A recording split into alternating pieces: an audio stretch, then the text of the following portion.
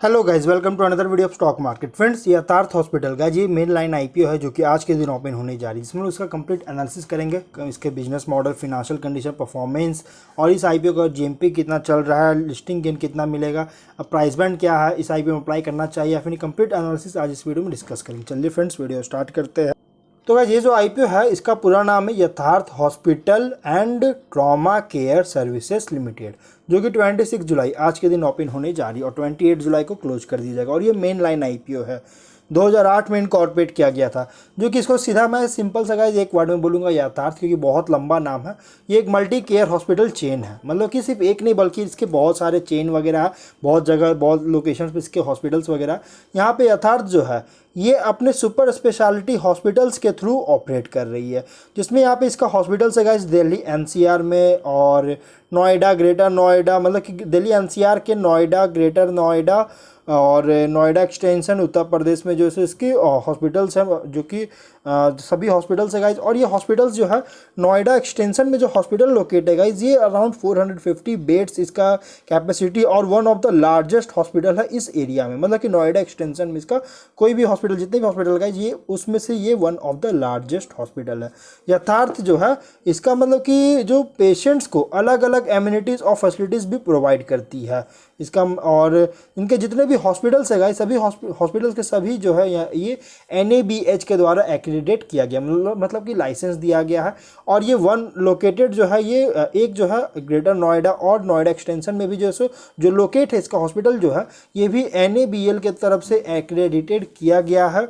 और hospital comply किया जा रहा सभी नेसेसरी इंटरनेशनल क्वालिटी स्टैंडर्ड्स को, जिससे पेशेंट्स को सेफ्टी और रिकवरी इंश्योर कर सके। इसके लिए इंटरनेशनल क्वालिटी स्टैंडर्ड्स जो सो नेसेसरी किया जा रहा है, सभी नेसेसरी दिया जा रहा है। और ये कंपनी अगर देखिएगा तो 305 bedded multi speciality hospital Orchha Madhya Pradesh में भी जो है एक्वायर किया है, जिससे अपने ऑपरेशन और सर्विस को भी एक्सटेंड कर सके। और ये MP में भी इसका जो है बिजनेस चल रहा है। इसके डॉक्टर्स की अगर देखिए तो 370 डॉक्टर्स की टीम भी है इस कंपनी में जो कि इंगेज है, और जिसमें यहाँ पे हेल्थ केयर सर्विसेज अलग अलग न्यूमरस स्पेशलिटी और सुपर स्पेशलिटीज़ को ऑफर करती है। जो सुपर स्पेशलिटी और सेंटर ऑफ एक्सीलेंस है इसका हॉस्पिटल का, जो कि इंक्लूड है गाइज यहाँ पे centre of medicine, centre of general surgery, centre of gastroenterology, centre of cardiology, centre of nephrology, urology और सेंटर ऑफ पुल्मोनोलॉजी और centre of neurosciences, centre of paediatrics, centre of gynaecology, centre of orthopaedics and spine and rheumatology. मतलब कि ये तरह की जैसे company का centres of excellence वगैरह कंपनी का है, ये हॉस्पिटल का है इस कंपनी में, जो कि एक सुपर स्पेशलिटी वगैरह है। अगर हम इसके डिटेल्स की बात करें तो 26 से 28 तक ओपन रहेगा। 10 रुपीज़ का फेस वैल्यू, 285 टू 300 रुपीज़ पर शेयर की प्राइस बैंड, 500 शेयर्स की लॉट साइज, 490 करोड़ का इशू साइज जो कि फ्रेश इशू की जा रही है। बुक बिल्ड इशू IPO है, NSE BSE दोनों में लिस्टेड होगा, जो कि 7 अगस्त का डेट रखा गया है। अमाउंट है 15,000 रुपीज़ का मिनिमम पे करना होगा। यहाँ पे रिजर्वेशन दिया गया है, QIB को 50%, HNI को 15%, रिटेल को 35% का ऑफर दी गई है। प्रोमोटर यहाँ पे फिनेंशियल्स अगर देखिएगा तो कंपनी के जो फिनेंशियल्स है 19 में 256 करोड़ का एसेट्स, 102 करोड़ का रेवेन्यू, 3 करोड़ का प्रॉफिट है। और 20 में 287 करोड़ का एसेट्स, 146 करोड़ का रेवेन्यू, 2 करोड़ का लॉस हुआ था। 21 में 308 करोड़ का एसेट्स है, 229 करोड़ का रेवेन्यू, 19.5 करोड़ का प्रॉफिट। 22 में 426 करोड़ का एसेट्स, 402 करोड़ का रेवेन्यू, 44 करोड़ का प्रॉफिट है। 23 में 485 करोड़ का एसेट, 523 करोड़ का रेवेन्यू और 65 करोड़ का प्रॉफिट देखने को मिला है। तो अब यहाँ पे अगर फिनेंशियल देखा जाए तो एवरी फिनेंशियल 20 के 19 के कंपेयर में एवरी फिनेंशियल यहाँ पे ग्रोथ हुआ है। बस 20 में कंपनी को थोड़ा सा लॉसेस हुआ था 2 करोड़ के आसपास, लेकिन वापस से कंपनी ने जिस तरह से अपना पोजीशन पकड़ा है गाइस, बहुत ही पॉजिटिव इम्पैक्ट दे रहा है इस कंपनी के लिए। मतलब कि इसका जो फिनेंशियल है ना बहुत ही स्ट्रॉन्ग देखने को मिल रहा है, बहुत ही स्ट्रॉन्ग इसके फिनेंशियल्स देखने को मिल रहे हैं। और इसके फिनेंशियल्स के अकॉर्डिंग प्राइस बैंड जो रखा गया फुल्ली प्राइस रखा गया है। और इसको लेकर मतलब कि आने वाले फ्यूचर में बहुत ज़्यादा ब्राइट प्रॉस्पेक्ट्स वगैरह है। मैनेजमेंट मैनेजमेंट का अगर हम इसके पी रेशियो देखेंगे 39.16 टाइम्स का है। आरओसी बहुत स्ट्रॉन्ग, क्योंकि आरओई है 35.95% का, आरओसी 26.1% का। डेट इक्विटी थोड़ा सा ज़्यादा है 1.44 टाइम्स का। ईपीएस 10.09 का जो कि बहुत स्ट्रॉन्ग है। रिटर्न ऑन नेट वर्थ भी बहुत स्ट्रॉन्ग है 35.95% का।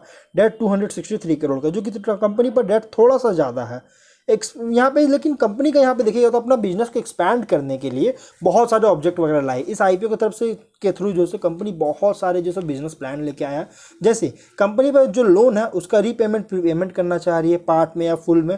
और इसकी जो सब्सिडरी है जैसे AKS medical and research centre private limited और Ramraj multi speciality hospital and trauma centre private limited, इसमें भी इस पर भी जो है कुछ डेट है जिसका फुल या पार्ट में रीपेमेंट प्रीपेमेंट करना चाह रही है। और कंपनी जो है अपने 2 हॉस्पिटल जो कि नेमली नोएडा हॉस्पिटल और ग्रेटर नोएडा हॉस्पिटल, इन दोनों हॉस्पिटल के लिए कैपेक्स एक्सपेंस करना चाह रही है। इसके लिए फंडिंग चाहिए।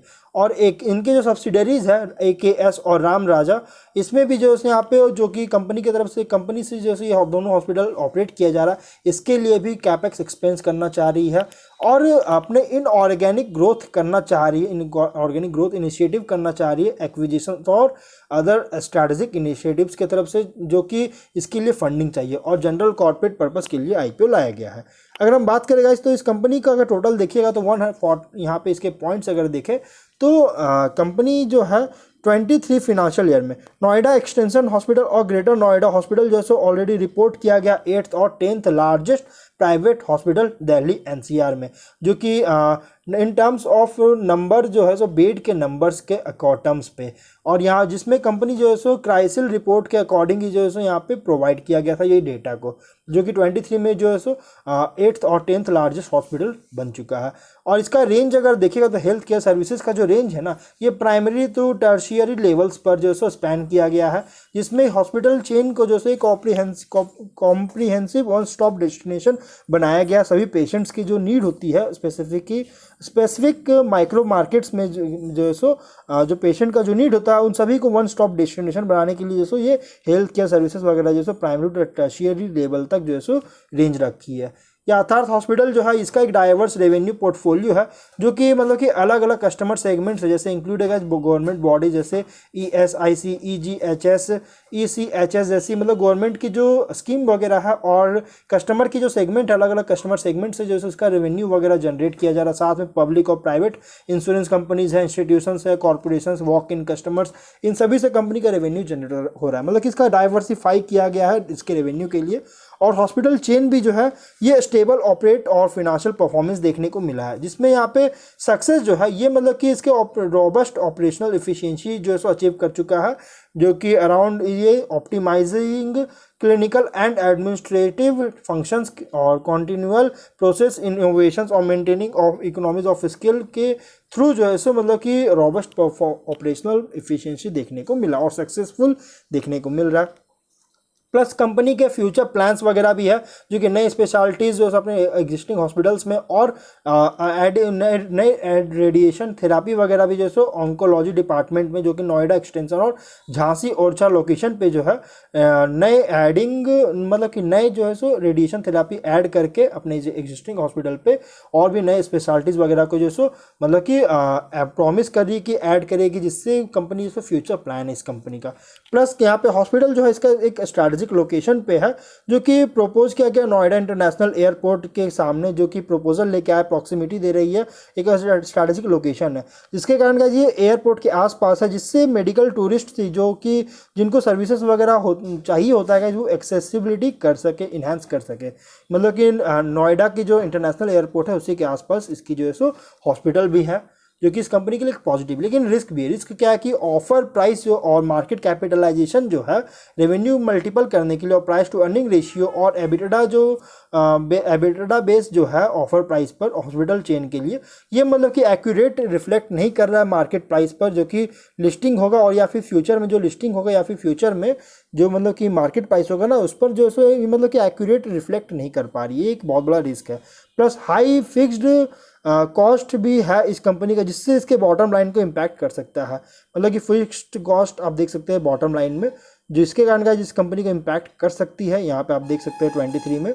और अगर हम यहाँ पे आगे और अगर देखेंगे तो यहाँ पे गाइस कंपनी जो इसकी जो सब्सिडरीज है इसके पास्ट में जो है सो लॉसेस वगैरह रिपोर्ट किया है जो कि कभी भी रिपीट कर सकती है। और अगर ये ऑपरेशनल एक्टिविटीज़ जो है ये एक सेंटर्ड है जो कि दिल्ली एनसीआर एरिया में अभी के लिए, मतलब कि एक सेंटर है ऑपरेशनल एक्टिविटीज़ इसका जो है सो सेंटर में है जो कि दिल्ली एनसीआर अभी के लिए। और कंसिडरेबल पार्ट है जो इसका फंड्स जो रेज कर रही है ना नए शेयर्स इशू करके, ये मतलब कि एक कंसिडरेबल पार्ट है जिसका मतलब कि झांसी ओरछा हॉस्पिटल के लिए, जो कि यहाँ पे कह सकते हैं 20 से 22 तक जो यहाँ पे फिजिकल है इसमें कुछ लॉसेस वगैरह फेस किया था। इस 23 में लॉसेस वगैरह देखने को मिला था और 20 से 22 तक जो सो इनएक्टिव था इसके हॉस्पिटल जो है झांसी ओरछा हॉस्पिटल जो है इनएक्टिव था 2-3 साल के लिए और 23 में लॉसेस देखने को मिला था, जो कि इस कंपनी के लिए बहुत बड़ा ड्रॉबैक है। प्लस इसके जो बिजनेस है यहाँ पे नेगेटिव इम्पैक्ट कर सकता है फिनेंशियली और ऑपरेशनली अगर हॉस्पिटल चेन मतलब कि जो हॉस्पिटल चेन जो होता है टाइमली मैनर पर या परमिट्स रजिस्ट्रेशन लाइसेंस अप्रूवल्स वगैरह रिन्यू करने में फेलियर होती है गाइस, तो इसके वजह से मतलब कि बहुत ज़्यादा जो है फिनेंशियली और ऑपरेशनली जो है इम्पैक्ट कर सकती है। इसके बिजनेस ऑपरेशन भी जो है बहुत ज़्यादा डिपेंडेंट है जो कि बैंक्स और फिनेंशियल इंस्टीट्यूशन से जो फिनांसिंग हो रही है, मतलब कि इंश्योरेंस वगैरह जो कंपनी को मतलब कि दे रहा है जो पॉजिटिव मैंने बताया था स्ट्रेंथ में, उस चीज़ के अगर ये नहीं कर पाती है तो इसके वजह से कंपनी को जो है बहुत बड़ा इसके फिनेंशियल कंडीशन पे इफेक्ट कर सकता है, नेगेटिव इफेक्ट कर सकती है। प्लस बिजनेस जो है इसका नेगेटिव इफेक्ट कर सकता है अगर गवर्नमेंट का जो यहाँ पे प्राइस रिस्ट्रिक्शंस लगाया जाता है, स्पेशली कोविड-19 पैंडेमिक के समय में जो सिचुएशंस बना था उसके वजह से जो प्राइस रिस्ट्रिक्शंस लगाया गया था गाइज, इसके वजह से भी कंपनी का जो है सो निगेटिव इम्पैक्ट कर सकती है। तो ओवरऑल अगर देखा जाए तो इसकी जो टोटल यहाँ पे अगर देखेंगे तो कंपनी के पास जो है लगभग टोटल 1405 बेड कैपेसिटी है इसके 4 हॉस्पिटल्स में और नॉर्दर्न रीजन में और one of the leading health care service provider भी है। और फिनेंशियल का जो करंट फिनेंशियल स्टेटस आया है जिसके अकॉर्डिंग प्राइस बैंड अच्छी खासी प्राइस बैंड रखी गई और फ्यूचर प्रॉस्पेक्ट्स भी बहुत स्ट्रॉन्ग है इसके, मतलब कि एक्सपेंशन वगैरह कर रही है, इसलिए आप मीडियम टू लॉन्ग टर्म के लिए अगर इसमें इन्वेस्टमेंट करने का प्लान कर रहे हैं तो गाइज आप इसमें इन्वेस्टमेंट कर सकते हैं। अगर हम आप लिस्टिंग गेन के लिए सोच रहे हैं तो इसका लिस्टिंग गेन भी बहुत स्ट्रॉन्ग मिलने के चांसेस है। 70 रुपीज़ का जीएमपी चल रहा है और 23% की लिस्टिंग मिलने के चांसेस, तो गाइज आप इसको अप्लाई करने के बारे में सोच सकते हैं, आप अपने वॉच लिस्ट में इसको रख सकते हैं। तो गाइज अब हम लोग जो है वीडियो कहीं पर एंड करते हैं, अगर कोई डाउट हो कमेंट बॉक्स में पूछे, मिलते हैं नेक्स्ट वीडियो में, टिल देन बाय बाय।